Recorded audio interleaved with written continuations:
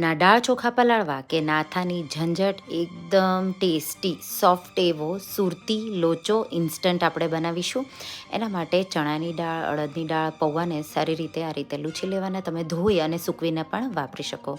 પૌવા તમારે કોરા જ લેવાના. આ રીતે બધું મિક્સ કરી થોડું થોડું કરી મિક્સર જારમાં કકરું વાટી હિંગ, હળદર, આદુ મરચાં, મીઠું અને દહીં ઉમેરી અને જરૂર લાગે એટલું પાણી ઉમેરી આવું બેટર બનાવી ઢાંકી 10 મિનિટ જેવું રેસ્ટ થવા દેવાનું. હવે પાણી ઉમેરી અને બેટરને પાતળું કરી લઈશું.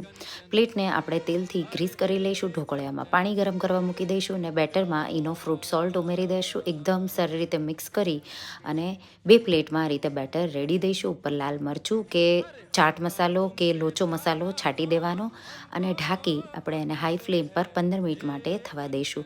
15 મિનિટ પછી તેલ કે બટર લગાવી ગરમ ગરમ લોચોને સર્વ કરો. ઉપર ડુંગળી, સેવ અને લોચોની ચટણી સાથે બહુ ટેસ્ટી એવું લાગે છે.